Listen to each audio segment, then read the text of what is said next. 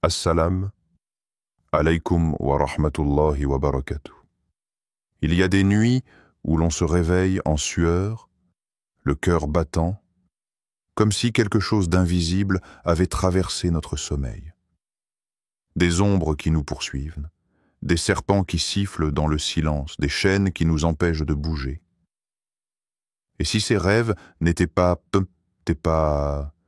de simples cauchemars? Et s'ils étaient des signes, des avertissements spirituels, que quelque chose, dans l'invisible, agit contre nous? Dans cette vidéo, nous allons plonger dans les secrets du monde onirique, là où la sorcellerie opère en silence, là où les rêves deviennent des messages, là où l'âme perçoit ce que l'œil ignore. L'islam nous enseigne que tout rêve a un sens. Certains viennent de notre âme, d'autres sont des illusions du shaitan, mais il y en a aussi qui sont des alertes venues du ciel.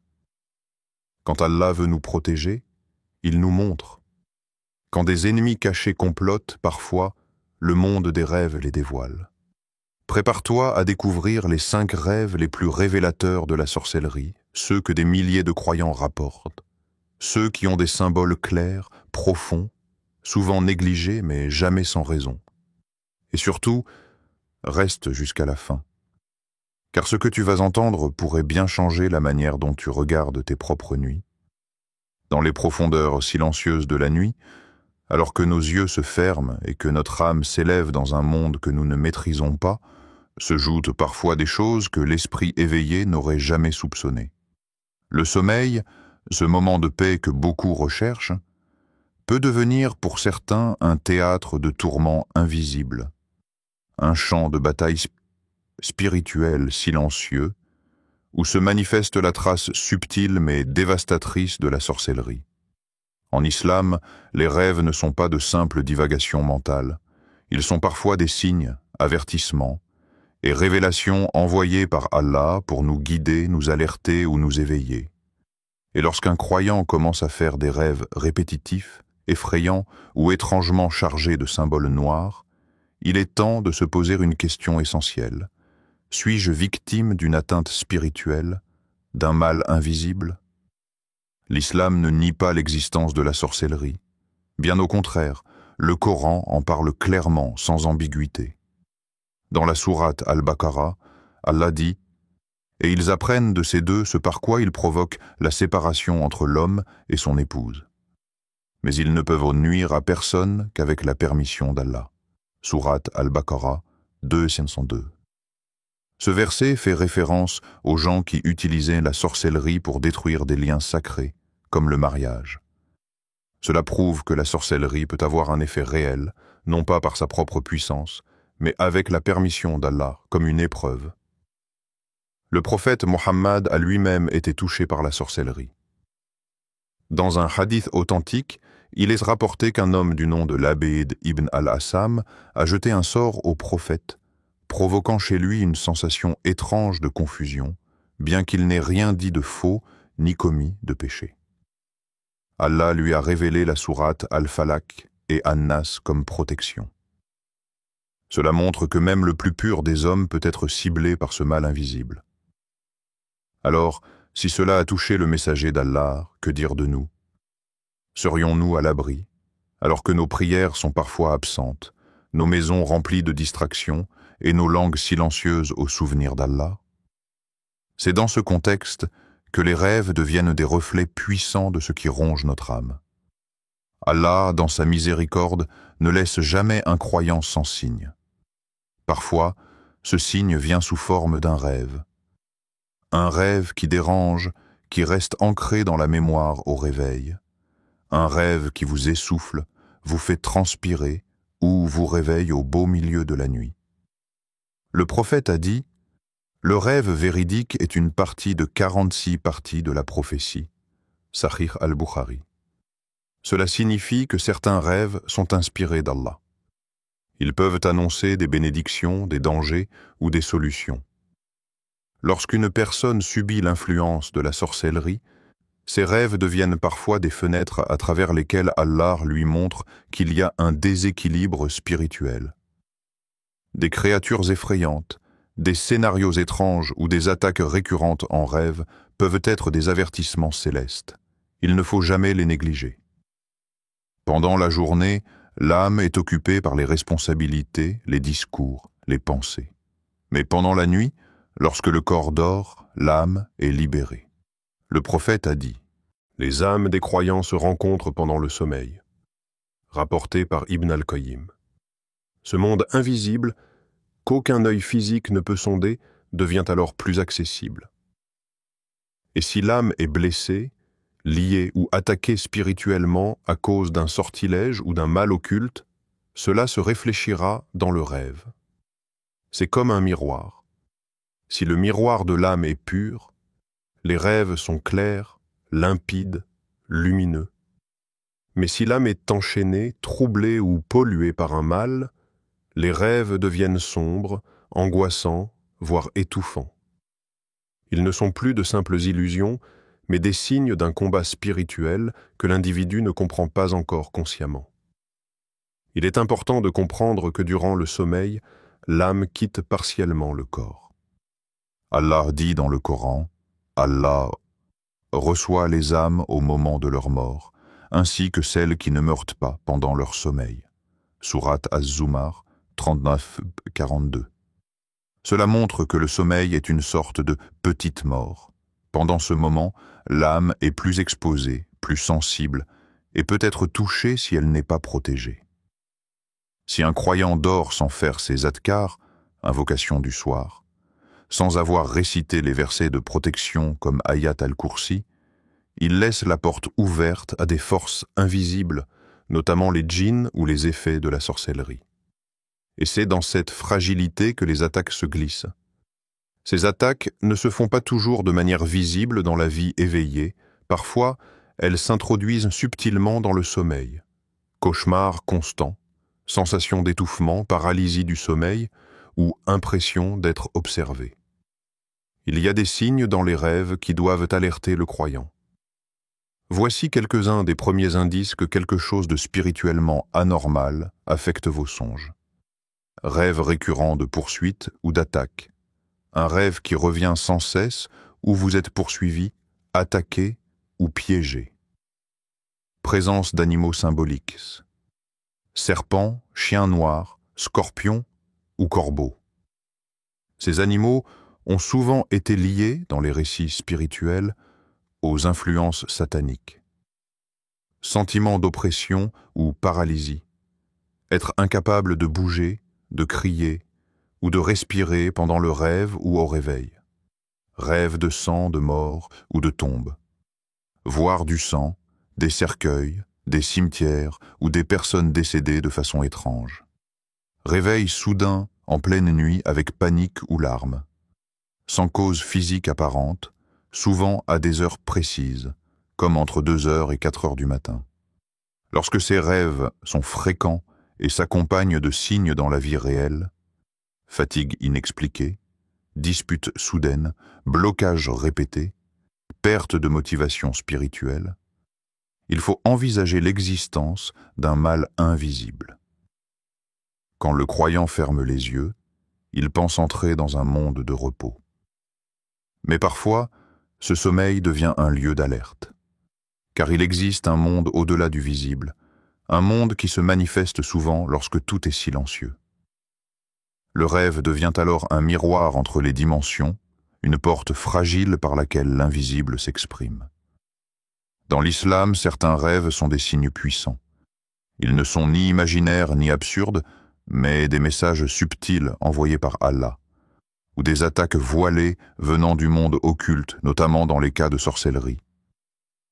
À travers les siècles, de nombreux savants, exorcistes islamiques, raqis, et simples croyants ont rapporté des rêves similaires dans les contextes d'atteinte spirituelle. Voici les 5 rêves les plus fréquents chez les personnes touchées par la sorcellerie, accompagnés de leur symbolisme, de récits authentiques et de leur signification profonde. Ce rêve revient souvent. Le rêveur se voit courir, fuyant quelque chose d'invisible ou de monstrueux. Parfois, ce sont des bêtes, parfois des ombres, parfois des personnes qu'il ne reconnaît pas, mais qui veulent clairement lui faire du mal. Ce type de rêve est le reflet d'un harcèlement spirituel. Il montre que quelque chose cherche à atteindre l'âme, à la fatiguer, à l'épuiser. L'individu n'a souvent aucun contrôle dans ce rêve. Il court, tombe, se relève, mais n'arrive jamais à se libérer. Le prophète a enseigné que les rêves effrayants proviennent du diable. Le bon rêve vient d'Allah, et le mauvais rêve vient du diable. Sahih al-Bukhari. Mais ce rêve, lorsqu'il est répétitif et accompagné de signes dans la vie réelle, angoisse, paralysie nocturne, sensation d'être observé, peut être une manifestation d'un sir at-tafriq, sorcellerie de séparation ou d'attaque mentale.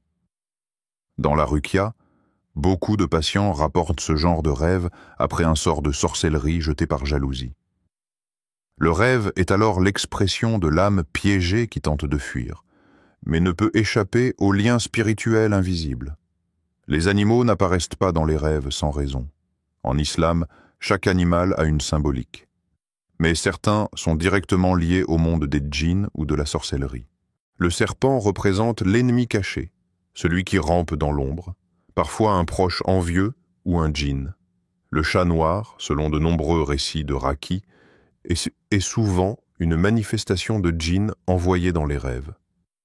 Le scorpion symbolise le poison, la ruse et l'attaque imprévisible. Ibn Sirin, célèbre interprète des rêves, disait que voir un serpent dans un rêve peut symboliser un ennemi caché ou une sorcellerie rampante qui agit discrètement. Beaucoup de personnes atteintes de sorcellerie voient ces animaux attaquer ou les entourer, preuve d'un siège spirituel. Témoignage rapporté dans un centre de ruqya. Une sœur voyait toutes les nuits un chat noir aux yeux rouges s'asseoir sur sa poitrine. Lorsqu'elle se réveillait, elle sentait une pression réelle. Après ruqya, elle a vomi un fil noué. Cela montre que le rêve n'était pas un mensonge du cerveau, mais un indicateur du lien entre son âme et une œuvre de sorcellerie. Le rêveur se voit enchaîné, prisonnier, ligoté. Il essaie de crier, mais aucun son ne sort. Il veut bouger, mais son corps ne répond pas. Ce rêve est une image claire d'une emprise spirituelle. C'est souvent le signe d'un sir al-Jibti, un sortilège où le sorcier cherche à bloquer la personne, l'empêcher d'avancer dans la vie, dans le mariage, dans la religion ou dans les projets. Le sentiment de paralysie dans le rêve peut aussi être une expérience réelle de paralysie du sommeil, où le djinn tente de subjuguer le corps du dormeur. Le danger devient plus grand lorsque cette expérience se répète sans explication médicale. Le prophète recommandait, dans ces cas, de réciter les sourates Al-Falaq et An-Nas, de cracher à gauche 3 fois, et de ne pas en parler sauf à une personne de confiance. Ce rêve, lorsqu'il devient répétitif, montre que l'âme est liée. Il faut alors agir, rompre les liens spirituels par le dhikr, la ruqya, la prière nocturne. C'est l'un des rêves les plus glaçants, la sensation de tomber, de chuter, de se noyer dans des eaux noires ou troubles. Le rêveur sent qu'il descend vers quelque chose de sombre, comme attiré vers le bas par une force qu'il ne contrôle pas. Le trou ou l'abîme symbolise souvent une perte de contrôle spirituel, un envoûtement qui fait descendre l'âme vers l'obscurité. L'eau sale représente la souillure spirituelle, une âme polluée par un acte de sorcellerie ou un environnement malsain. Selon certains exorcistes islamiques, ce type de rêve apparaît souvent chez les personnes victimes d'un sir al-khumul, un sortilège de fatigue, d'apathie, de perte d'énergie spirituelle et physique. Témoignage d'un frère en ruqya. Chaque nuit, je rêvais que je tombais dans un puits sans fond. Je me réveillais avec une peur immense, transpirant. Après avoir purifié ma maison et récité le Coran pendant 7 nuits, les rêves ont cessé. Le dernier aux rêves, plus rare mais très puissant, est celui où le croyant voit des pratiques occultes, des cercles étranges, des objets inhabituels ou des personnages masqués. Ce rêve est directement connecté au monde de la sorcellerie.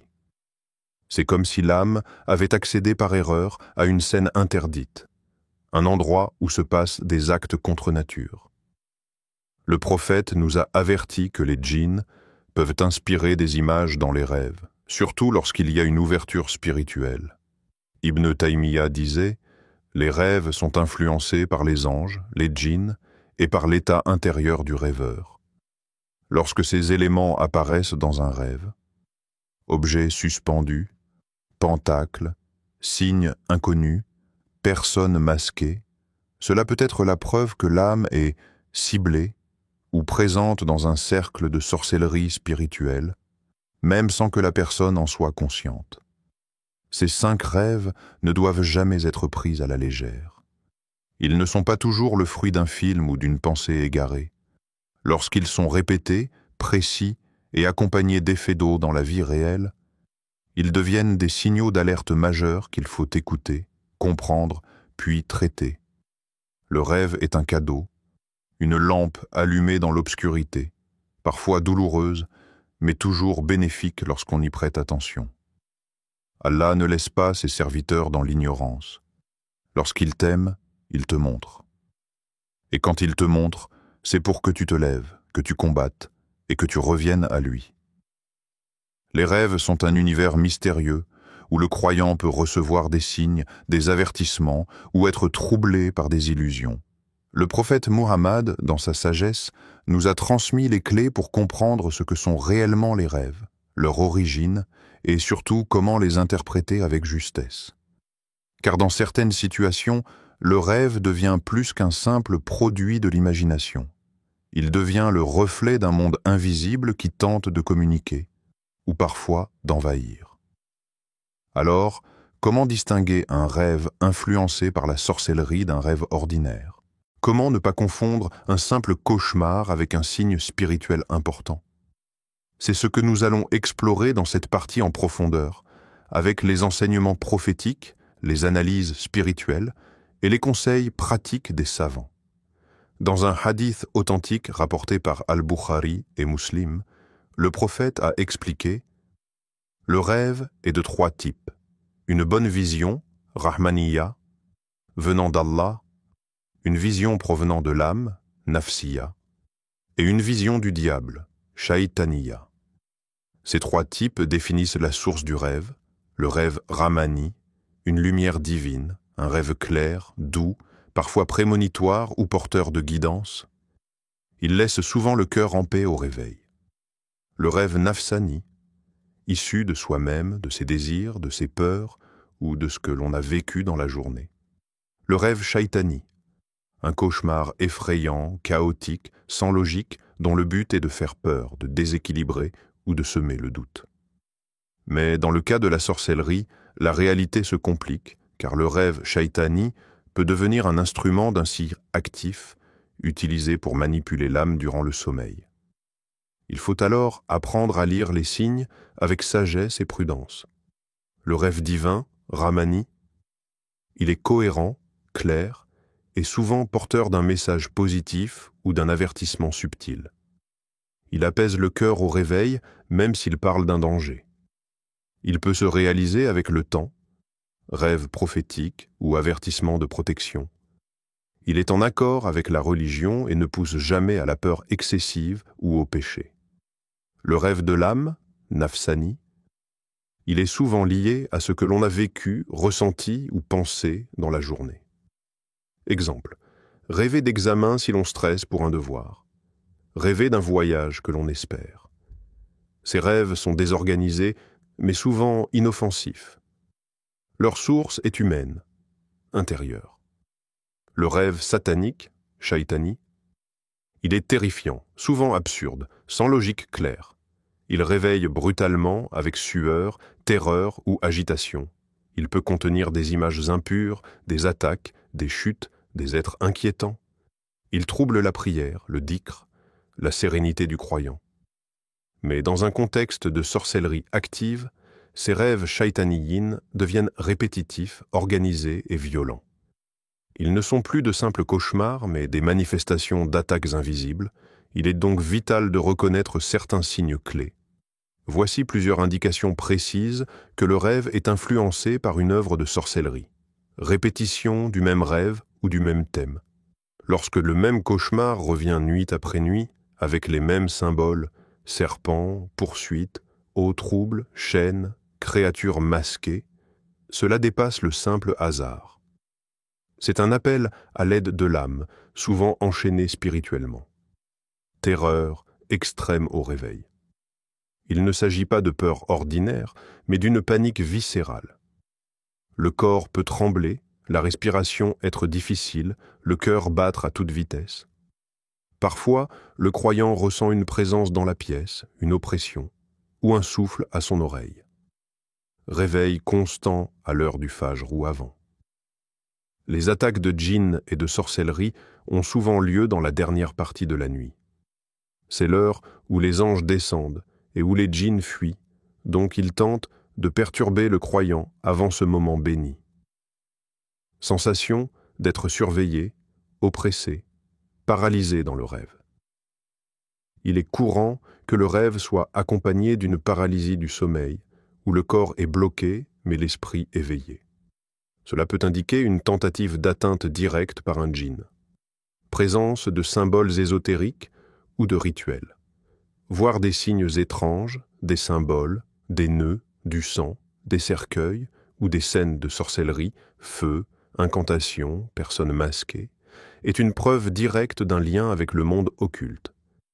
Il faut également évaluer l'état du rêveur dans sa vie quotidienne, car l'âme dort avec ses préoccupations. Fatigue extrême ou manque de spiritualité. Une âme affaiblie est plus vulnérable. Le manque de prière, de dhikr, d'ablution avant de dormir ouvre des portes aux djinns et aux influences spirituelles sombres. Présence de péchés persistants. Certains péchés ouvrent des portes aux djinns, notamment les musiques impures, la fornication, la sorcellerie même légère, horoscope, bracelet dit protecteur. Absence de protection nocturne, dormir sans avoir récité Ayat al-Kursi, les 3 couls, ou sans ablution peut exposer le croyant à des rêves néfastes. Environnement chargé spirituellement. Dormir dans une maison avec des images interdites, de la musique ou des objets impurs peut attirer les djinns et troubler le sommeil. Le but n'est pas de sombrer dans la paranoïa ou l'obsession des rêves, mais de savoir discerner avec sagesse. Voici quelques outils utiles. Tenir un journal de rêves. Noter les rêves dès le réveil permet de repérer des récurrences et de mieux les interpréter plus tard. Se renforcer spirituellement. Réciter les adhkars du soir, faire le wudu avant de dormir et prier salat al-witr sont des boucliers puissants. Demander à Allah la clarté. Dans la prière, invoquer Allah avec la dua. Ô Allah, montre-moi la vérité comme vérité et accorde-moi de la suivre. Montre-moi le faux comme faux et donne-moi d'y renoncer. Consulter un raqi compétent en cas de doute. Un raqi sincère et formé peut confirmer ou infirmer un lien spirituel. Il est déconseillé d'interpréter seul un rêve perturbant sans lumière islamique. Un rêve influencé par la sorcellerie n'est jamais un hasard. Il est une porte entr'ouverte par laquelle Allah te montre ce que ton œil ne voit pas. Mais il ne faut pas avoir peur, car chaque signal est une preuve d'attention divine, une invitation à te lever dans la nuit, à purifier ton cœur et à retourner vers lui. Voilà. Que faire après avoir vu un rêve suspect? Remèdes et protections spirituelles. Lorsqu'un rêve vient troubler la paix du croyant, il ne s'agit jamais d'un simple accident nocturne. Dans la vision islamique, les rêves sont des fenêtres ouvertes sur le monde invisible, des messages, des épreuves ou des illusions venues tester la foi et la vigilance. Et lorsqu'un rêve semble anormal, inquiétant, chargé d'une intensité spirituelle obscure, il est impératif de ne pas l'ignorer. Il faut savoir réagir avec sagesse, foi et méthode, selon les enseignements du prophète Muhammad. Dans cette dernière partie, nous allons explorer quoi faire après un rêve suspect, qu'il soit d'origine démoniaque, influencé par la sorcellerie, ou simplement une perturbation spirituelle. L'islam nous enseigne des remèdes précis, transmis par la sunna, et des protections puissantes qui replacent le croyant sous la miséricorde d'Allah, loin des griffes de ceux qui l'envient ou cherchent à le nuire. Le prophète, dans sa sagesse infinie, nous a transmis un protocole clair pour répondre immédiatement à un mauvais rêve. Dans un hadith rapporté par Muslim, il dit « Si l'un de vous voit un rêve qu'il déteste, qu'il crache légèrement à sa gauche 3 fois, qu'il cherche refuge auprès d'Allah contre le diable et qu'il ne le raconte à personne, alors ce rêve ne lui nuira pas. Voici donc la réaction sunna à avoir. Cracher à gauche, sans salive. C'est un geste symbolique, un rejet de ce qui a été vu, une manière de rompre le lien spirituel entre le rêve et le rêveur. On le fait 3 fois, avec l'intention ferme de couper toute influence néfaste. Dire « A'udhu billahi minash shaytan ir-rajim ». Chercher protection auprès d'Allah est la première barrière contre l'effet du rêve. Le diable ou les djinns, à l'origine de ce trouble, sont chassés par cette invocation sincère. Ne pas raconter ce rêve à tout le monde. Un mauvais rêve, surtout s'il est chargé spirituellement, peut être interprété de manière dangereuse par une personne ignorante, envieuse ou mal intentionnée. Il faut le garder entre soi et Allah ou le confier à un savant pieux si l'on cherche un éclairage. Les versets du Coran ne sont pas de simples paroles. Ce sont des boucliers de lumière révélés pour protéger, guérir et purifier. Voici les plus puissants à réciter après un rêve suspect, mais aussi chaque soir avant de dormir. Ayat al-Kursi, sourate 2, verset 255. Le prophète a dit « Quiconque récite Ayat al-Kursi avant de dormir, un gardien d'Allah veillera sur lui, et aucun démon ne pourra l'approcher jusqu'au matin. » Rapporté par Al-Bukhari. Les 3 couls, Al-Ikhlas, Al-Falak et An-Nas. Ce trio forme une armure spirituelle complète. Al-Ikhlas pour purifier la croyance. Al-Falak pour se protéger contre la sorcellerie, l'envie et la magie. An-Nas pour écarter les djinns, les souffleurs et les mauvaises influences mentales. Il est recommandé de les réciter 3 fois chacun, puis de souffler dans ses mains et les passer sur tout le corps. La ruqya est la pratique islamique de guérison spirituelle, basée sur le Coran et les invocations prophétiques. Elle peut être pratiquée par soi-même, auto-ruqya, par un raqi fiable, pas de charlatan, pas de paiement douteux, pas d'objets étranges ou d'audites bénites non coraniques. Pour une auto-ruqya efficace, faire ses ablutions, s'asseoir dans un lieu pur, si possible dans un état de jeûne.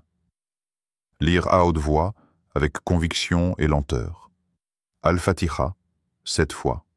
Ayat, Al-Kursi, Al-Ikhlas, Al-Falak, An-Nas, chacune 3 ou 7 fois.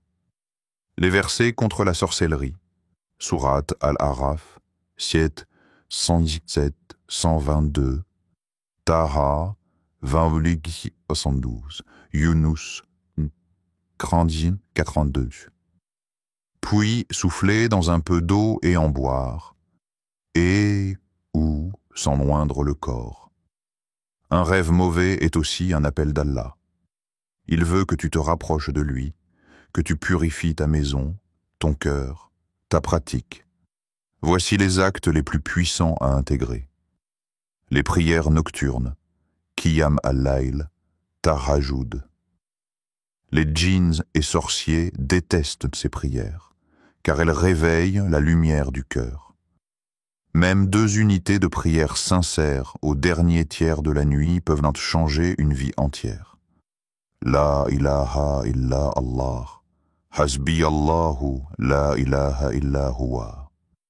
Allahumma inni a'udhu bika mina sharri kulli shaytanin wa sahirin. Ce sont des forteresses invisibles que ni sorcellerie ni haine ne peuvent franchir. Évitez les musiques interdites, les images animées exposées, dessins, statues, posters. Lire la sourate Al-Baqarah régulièrement. Mettre des invocations dans les pièces, notamment à l'entrée. Se débarrasser des objets suspects ou hérités sans bénédiction. Enfin, le plus grand remède contre la peur causée par un rêve suspect est la certitude que rien ne peut toucher un cœur protégé par Allah.